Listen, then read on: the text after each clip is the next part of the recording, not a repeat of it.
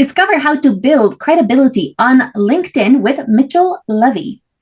And what's so special about Mitchell is that he's a global credibility expert and a 2-time TEDx speaker, international bestselling author of over 60 books, Certified Stakeholder Centered Coach at Marshall Goldsmiths 100 Coaches. What's the secret to your success, Mitchell? And does it have anything to do with learning how to build your credibility and the credibility of your clients? Welcome to Awakened Titans podcast with Lily Patrascu. Mind-blowing conversations with influential business titans sharing how you can manifest abundance, love, joy, success through quantum awakening, quantum manifestation, quantum healing, quantum miracles, exponential business growth, and innovative products and services. Should I say yes and leave it at that? So, success is about, with clarity, identifying who you serve and making sure you stay focused on serving that audience in terms of what they are really looking for, not what you're looking for. Okay, so tell us about how did you start doing this? How did you start becoming a credibility expert? And what do you find makes you a credibility expert? So between 2019 and 2020, I had interviewed 500 thought leaders on the concept of credibility. And what was fascinating is what I learned. I learned it because as a person you and I had talked to, I also publish books. And so having published a number of books, I'm like, okay, time has changed to do something new, focus on what's next. And I thought, well, what is it that thought leaders are really looking for in the books that they publish? Well, they do want thought leadership, but what they're really looking for is credibility. So I looked at the definition of credibility in the dictionary, and it was not, in my mind, it wasn't accurate. So I thought, well, okay, what if I just thought about interviewing 500 thought leaders on credibility? So it was my Napoleon Hill interview process. I did that. That was the result of one of the TEDx's that I did a book on Credibility Nation. The TEDx is called We Are Losing Our Humanity, and I'm tired of watching it happen. And what it did is allow me to learn a number of really fascinating lessons. One was I wasn't always on time prior to that. To me, on time was whenever I was there and the meeting started. What I realized is that if you're going to be showing respect, one of the 10 values of credibility for other people, you should be coming early. And so to me, part of showing respect is coming prepared, coming early, coming with your heart. And so I now come early to meetings. The lesson that I learned that was most powerful, and it still boggles my mind, is that 98% of the thought leaders I spoke with don't have clarity. And so let me tell you what clarity to me means. It goes back to the question of what is credibility. Clarity to me is being able to articulate in less than 10 words who you serve. And from their perspective, what is either the pain point they have or the pleasure point they want to reach.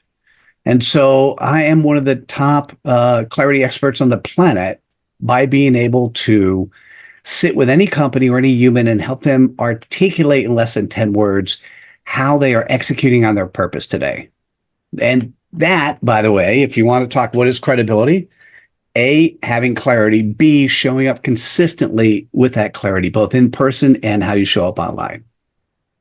Thank you. So what's the most important thing, the most important step in assessing what you represent for you and for the world, so that when you come out kind of saying that, you believe it and the world believes it? I think the most important thing, we as humans, we vibrate at an energy. And that energy level has to do with being of service to others.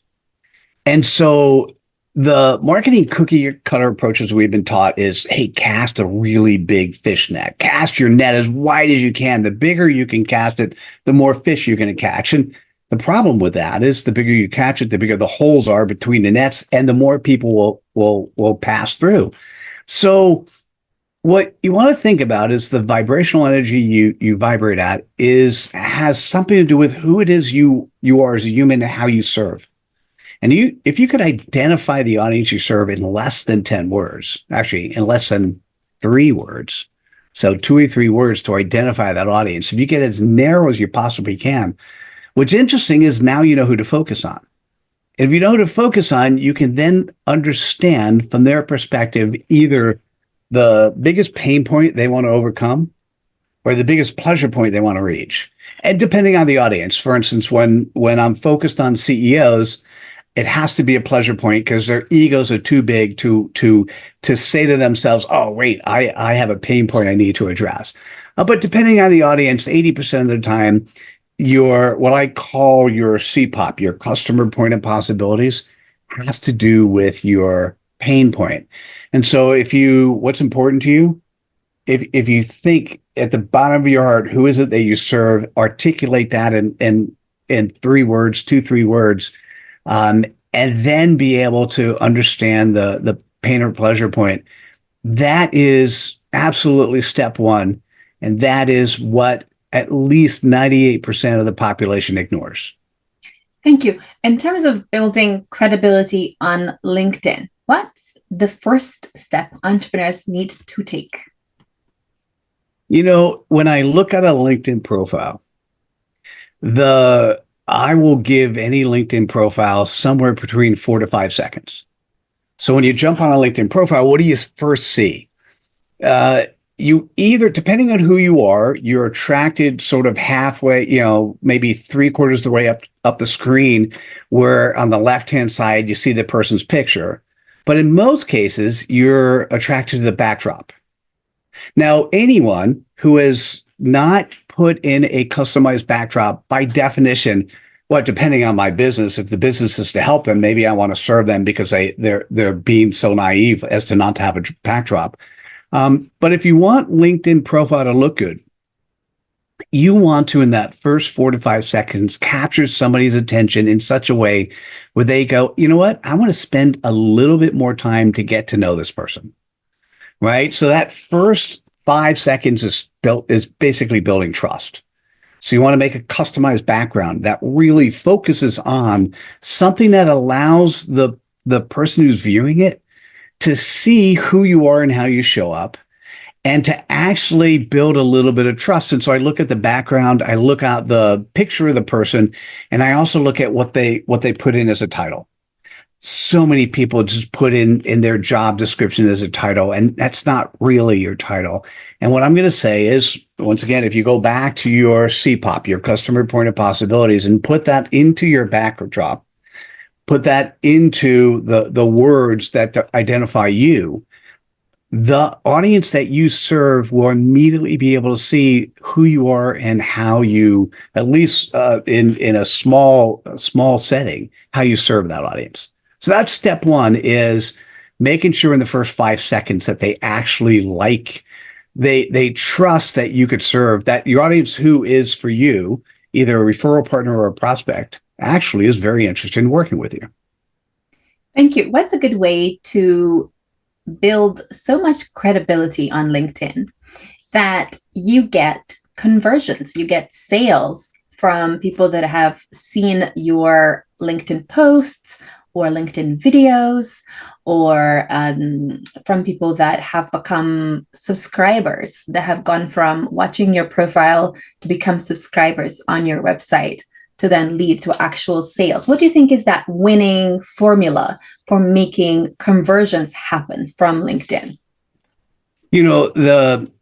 When you now say we're selling, you have to actually make a distinction between what you're selling, right? So for much of the professional services world, where price points are $100 plus, you're not selling without talking to somebody.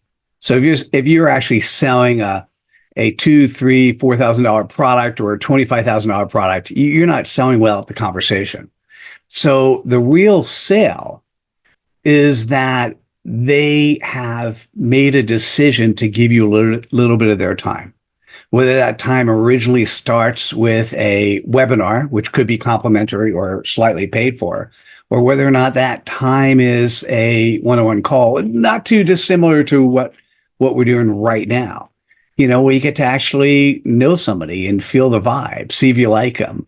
In our case, there was another guest you were just talking about when we popped in, somebody I knew. So we had a little bit of conversation beforehand, which, by the way, I'm going to thank you, because when I talk to him next, I'm going to say, oh yeah, it was Lily that helped me reconnect. Right. So I think it comes down to, if you're selling something, for instance, if you're selling a physical book, it's never about book sales. You know this as well as anyone else. If you're an author of a book, it's not about book sales. It's about getting your book in the hand of your prospects so they actually do want to buy from you. So to me, the real sale is the fact that they've given you enough time to be able to talk to you directly. And this is where price point does matter, because depending on how much money you make, you want to make sure that you're not selling a $25, $50, $100 item and doing that with a call every time. On the other hand, if you're selling items which are very reasonably priced, $400 or $500 a month, a $10,000, $20,000 product, that's not going to happen without a conversation. So what you're doing is you need to build a profile in LinkedIn and enough content in LinkedIn so that the person who's looking at that profile, looking at you, that they trust you, that they're getting to know you. By the way, the best way for somebody to get to know you is through video testimonials from your clients, that they get to know you and that they actually like you, that you're a nice person, that they actually want to do business with you. That is the definition of credibility, that people trust, know, and like you. And that's what you want to do with your LinkedIn profile, is to be able to build that so that the person actually does want to buy. What they're buying, though, is they're spending their time with you so that they're giving you permission for you to then go in and, let's say, facilitate their learning and growth, in which case they're spending money on you for you to help them. Oh, you are on mute at the moment.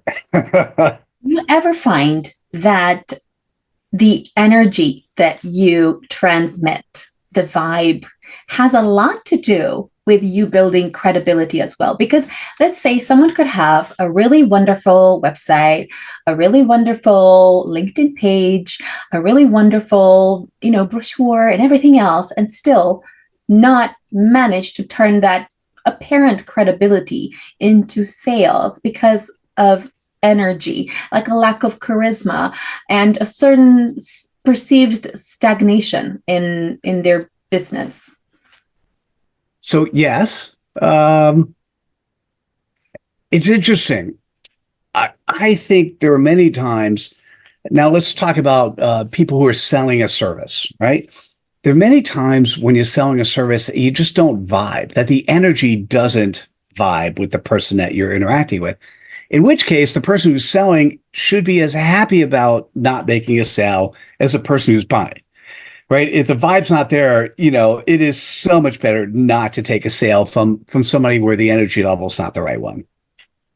The interesting part to me is it's part of the trust, know, and like thing, right? It's part of the ability, and I do those words very specifically. We know the phrase know, like, and trust, but what came out of the credibility research is, remember, the first thing that happens 5 seconds when I look at the LinkedIn profile is I'm actually getting to trust you. Trust that I need to spend a little bit more time. As I get to know you, you know what I'm going to do next? I'm going to go to the bottom of the profile and I'm going to look at social proof. I'm going to look at how people have endorsed you. I'm going to look at how people recommended you. Depending on the product, I might actually read how you've recommended others or how other people have recommended you. If I want to know your NLP, your neuro-linguistic programming, how you speak, what's important to you, I'm going to read how you recommend others. That'll give me a sense for the vibe. When I start listening to the video testimonials, which should be part of your actual LinkedIn profile itself, when I start listening or watching those, that's going to give me a feeling of whether or not the energy that you share with your clients are those that I want you to share with me. Right. And so I don't think a lot of times people say you've got to be, and I'm talking to the introverts, not the extroverts. You got this. Extroverts, you got this, period, right? The introverts, I don't want you to be anything other than you. I don't want you to pretend you're an extrovert. I want you, if you choose your topic appropriately, if you choose the audience that you serve and you serve them in a certain way, I want you to talk from your heart. If you're talking from your heart, if the integrity that you're sharing both externally and internally are aligned, that energy is going to vibe. You don't have to be a dramatic, charismatic extrovert. You just have to be you. And those people who understand you and feel that energy vibe, they'll buy from you. Thank you. How can entrepreneurs transmit an authentic vibe so that there isn't a flow, a feeling of flow, a feeling that you're attracting rather than pushing and chasing clients, a feeling of a complete joy when you're like on social media and you're expressing yourself in the way that you really are? How can they transmit that? Don't bullshit. Right? Just be you.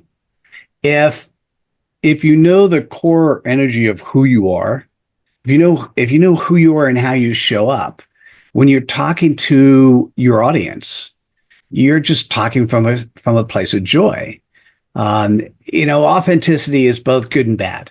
You could authentically be a criminal. You could authentically be a serial killer. Authenticity does, however, attract people to you and to your energy. And so if you have the intent and commitment to do the right thing and you're authentically interested in doing that for an audience, what'll end up happening is your audience will feel that energy. They'll feel that vibe. And what I'll probably say is most people out there have and for those that are just podcasting, I'm going to do the double quotes. They have a marketing cookie cutter approach. They have something that, hey, Tony Robbins has done this and it's going to work for you as well. And that you fill in the blank of some expert who's made a ton of money, right? And the thing is, the approach that has to work for you is the one that fits with you and fits with how you're approaching your audience. And if it fits with you and your audience, you are by definition acting and being more authentic. And that is something that people feel when they engage with you. Thank you. What other steps can entrepreneurs take to build credibility on LinkedIn? I think there's a cookie cutter approach that says you need to join a LinkedIn pod. You need to have lots of people engage and interact with your stuff. And you could pay some people to get to whether it's thousands or hundreds of thousands of likes and views. I don't think any of that stuff truly matters. Maybe a little bit. But, I have many influenced friends who have 1 million plus in terms of followers. And when you look at the LinkedIn algorithms, the number of people that look at what they do, even though it's a small percentage of their followers, it's still fairly big. It still comes down to, at the end of the day, it comes down to the conversation. And so the most important thing you can do is post content consistently, but it doesn't have to be multiple times per day. For me, once a week is enough. What's important, though, is if somebody has looked at you and looked at your content and they comment in the messaging board, hey, I really like what you just said. Or if you commented on other people's content, if you have a client base you're going after, identify 30 of them and start commenting on their comments, assuming they're posting. And when they comment back, that's when you start a conversation. The most important thing you could do is if you have a good enough looking profile and a good enough feeling profile where people trust, know, and like you, What you want to do is take that next step, take them into a conversation. Once you take them into a conversation, bring them into a phone call, bring them into a Zoom call, bring them into an engagement. And you want to be credible. Depending on who you are, you close enough business and you're servicing enough clients and getting enough video testimonials that you continue to post on LinkedIn and other locations, you're credible. Thank you. How do you build an authentic, credible brand on LinkedIn when, let's say that you like to be relatively relaxed in terms of how you dress? As in, like, you're okay most days. If someone was to like see you on a normal basis, you are wearing shorts and a t-shirt, and you're not so bothered about wearing brands or not so bothered about wearing a suit, that kind of thing. And yet you want to target a market that is a luxury market that perhaps do care about those things. What would you do to kind of target that market in a way that it feels to them that you are like them in a certain way? Would you recommend that to build an authentic, credible brand for that entrepreneur to start connecting with his desired market by mimicking, in a way, what they would be wearing, in the sense of like making an effort, wearing really nice stuff when he goes live? Or would you say, oh, just he likes to be wearing shorts all day and he should be wearing that too, everywhere, including on LinkedIn? Lily, it's a really broad question. I mean, it's a great question. I'll give you an example. When I was doing the 500 interviews, I had somebody who I knew did marketing specifically to some of the 50 to 100 top companies on the planet. When he came to my interview, he was wearing a cutoff t-shirt. I've never seen him in a cutoff t-shirt in my life. I don't mind, because as an interviewer, I want the person in front of me to show up the way that they want to show up.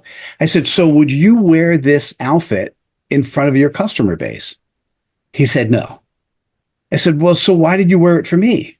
Oh, because I'm doing the interview for you. First of all, he's showing me disrespect, right? Sort of assuming that my audience wouldn't care.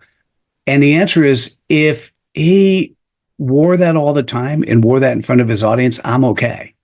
So I'm going to say, if your audience absolutely needs to see you dressed in a certain way and you don't want to dress in that way, the question is, are you serving the right audience? Right? So I'd go there first, because if you're not serving the right audience, no matter what you do, you're not going to come up with authenticity. You're not going to come across as a way. The thing that, when I'm thinking about the 10 values of credibility, there was only one value that showed up twice. That value is integrity. And so the way it shows up twice is your external integrity is associated with trust. When somebody wants to see they trust you, your external integrity is what shows up there. As they get to know you, your internal integrity is what comes through.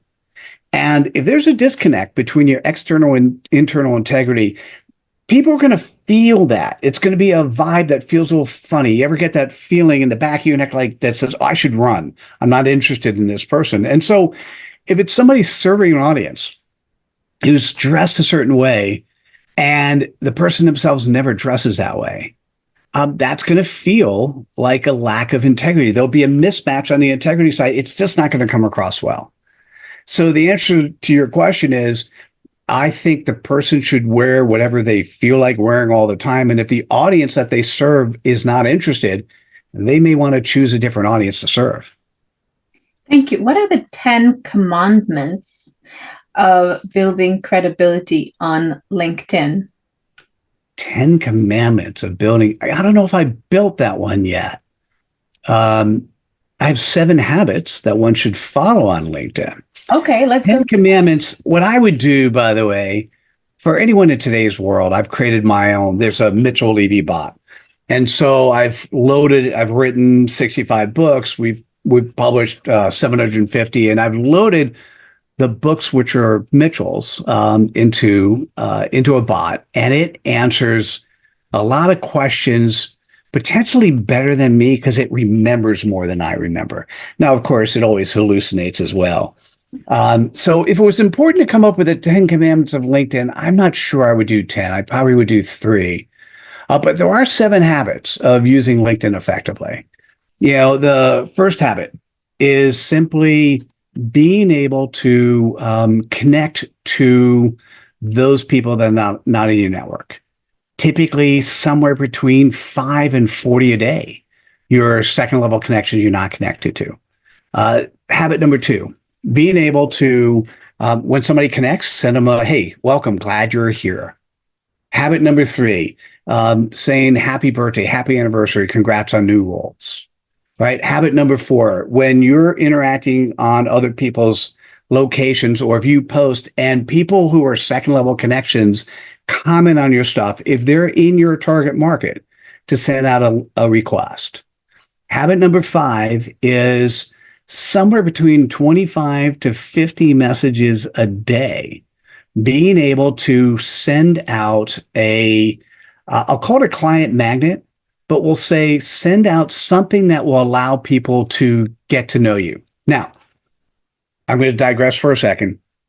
One of the marketing cookie cutter approaches is people want you to send out a top 10 list in a PDF form. That to me is not a good way. That's content. Content is now ubiquitous. Anyone who wants to write any content they want can go to GPT and write anything they want. So to me, the 25 to 50 messages are leading people to something where they get to engage with you, either one-on-one or one-on-many. So whether it's a webinar, a physical event, or a one-on-one Zoom call, that to me is what the right client magnet is. Now, the next 2 is being able to post content. I'm a big fan of posting one good post a week. Doesn't mean you can't do others, and certainly personal stuff. At any point in time when things happen, feel free to post that, right? And the last, which is really interesting, there's so many cool ways. There's so many things that are super powerful for you and who you are and how you show up in the world. The last is finding 30 minutes every day to engage with your network. The most important thing you could do with LinkedIn is if you said happy birthday and somebody said, hey, thanks so much. It's been a lot. Good example. I came on, you were finishing your conversation with another guest. He said, you know what? I hope that we get together sometime in this year. Well, that's an invite. He was a very prominent guy. I've known him really well. We've known for a while. I've already sent off the email that said, hey, it's great to see you. I'm glad you had a chance to talk with Lily. And here's my link. Let's book time on the calendar. Right. And that opportunity could be something I could ignore. And this is where if you're spending the time, the energy, and maybe money on LinkedIn, what you really want to be doing is when people engage with you, or if you want to engage with them, that you do that. And that's the 7th habit.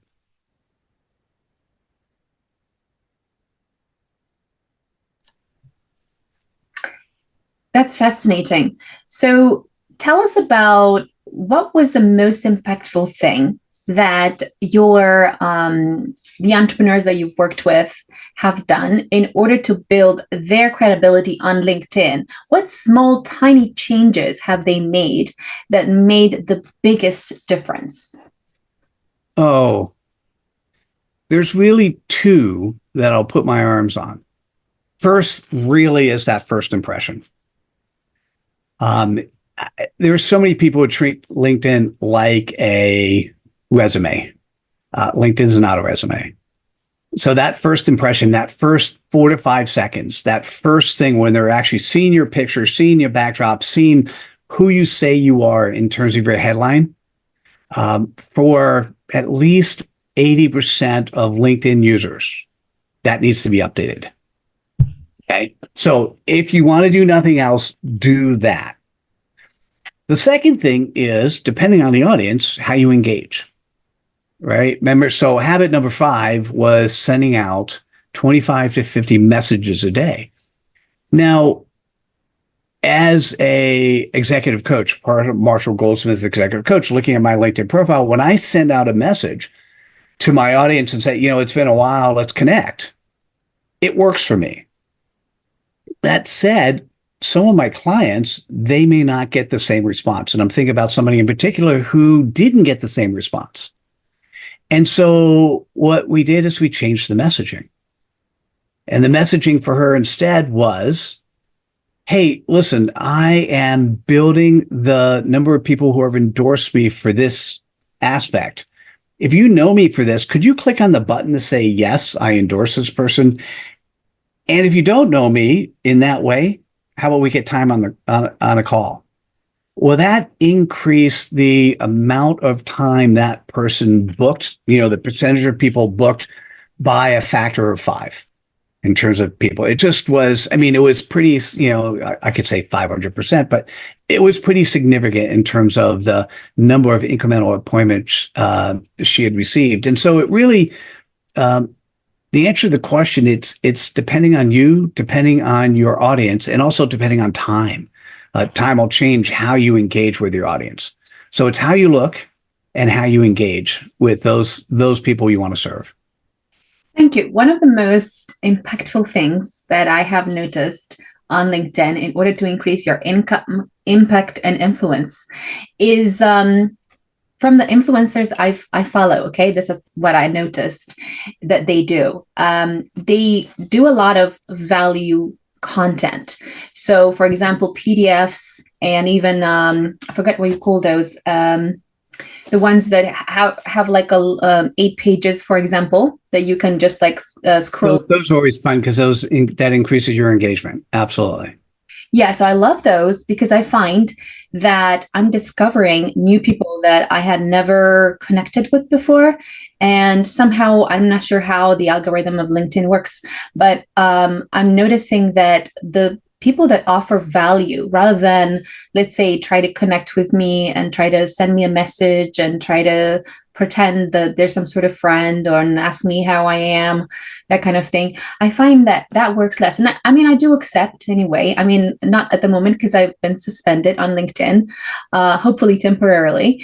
Having said that, I do find that the most impactful thing that entrepreneurs have done to attract my attention, and I'm sure hundreds of thousands of other people as well, is to have those kind of PDFs with value, or to have shorts of video content.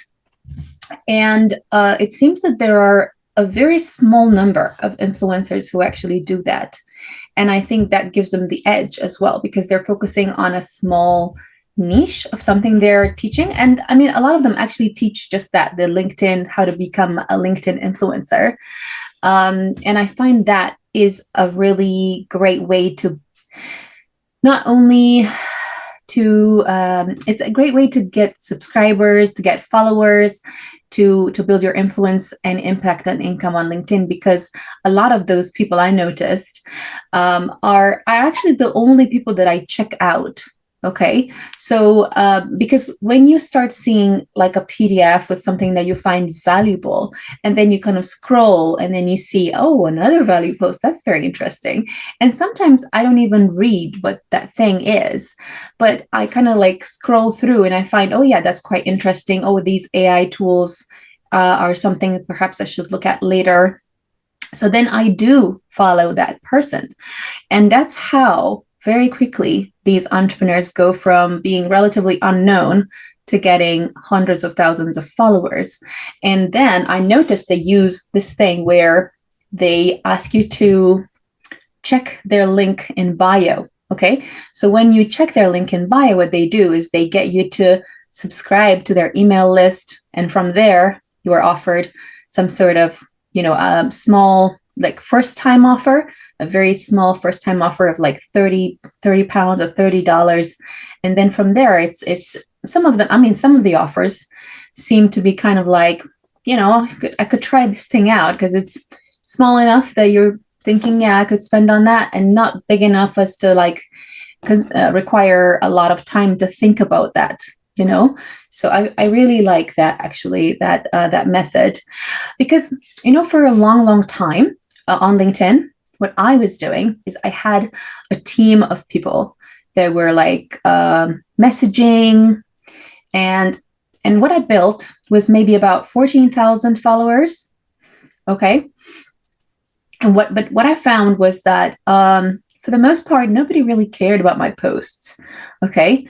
Until I started doing the podcast, and then I started getting some traction. So the key thing that I learned was actually to give the most value, but also to like elevate your energy. I think when you elevate your energy, that kind of helps you a lot in terms of building credibility, because when you elevate your energy, you attract a higher caliber of people that kind of come to you, and you're not in that chaser energy.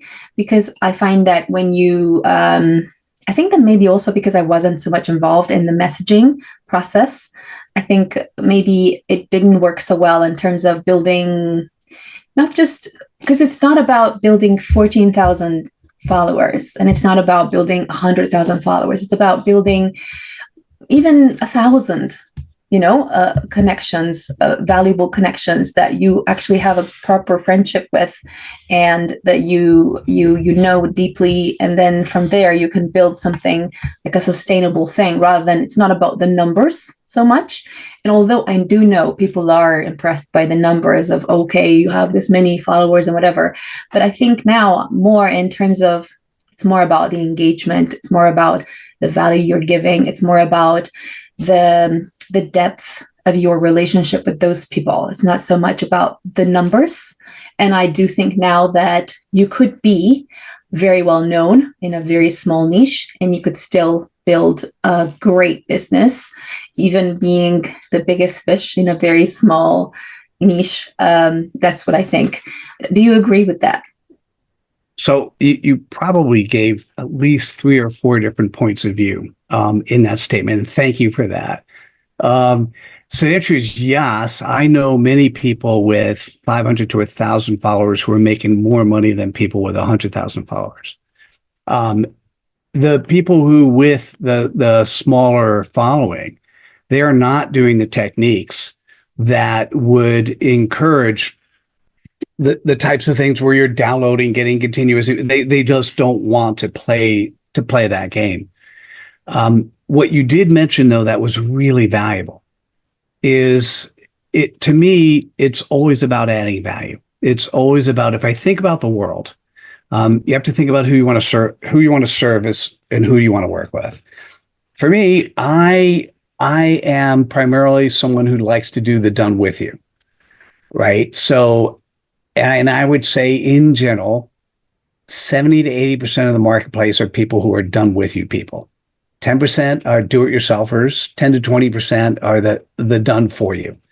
If somebody wants to pay for service, potentially like you had done, where you were paying somebody else to do your messaging, well, then that's not you. That's not authentic. That's not the client base I want to work with. For me, I want to produce enough information so that the people who are do-it-yourselfers, they can actually take all of my content and apply it themselves. Just to be clear, because if I've been successful at giving enough content to a DIYer that they can do it themselves, they're going to be a good recommender for me. And so my cultivation there is to build that audience as a referral partner group, right? And so everyone's different. Everyone needs to approach things differently. This concept of an influencer and a thought leader, because this technology is available for all of us, the question becomes, what's your audience? And if you're very narrowly defined on the audience you serve, you could make a great living, have a phenomenal life, and not worry about the bigger tactics that many other people are focused on, and make sure you satisfy that audience. The most important thing is to grow when that audience grows. And that's really powerful. So the answer is, I guess the short answer to your question is yes, I agree with you. And then depending on who you are, at some point in time, you may want to grow your following and focus on different areas. That requires different approaches, different tactics. I do believe, however, the world is moving much closer to the very specialized types of approaches that work for very targeted audiences. So the more narrow, the more focused you can get, the better chance that you become relatable to the audience that you want to serve. And then the word will go out about you. And they'll go about you because the referral partners and your clients are talking about you. You become a community superhero for the audience that you serve. Thank you. Where can entrepreneurs find you? Now, the best place is at my website, so MitchellLevy.com. So MitchellLevy.com. You'll see the stuff that we're working on today. And if you want to book time on the calendar, you can do that directly by going to that website.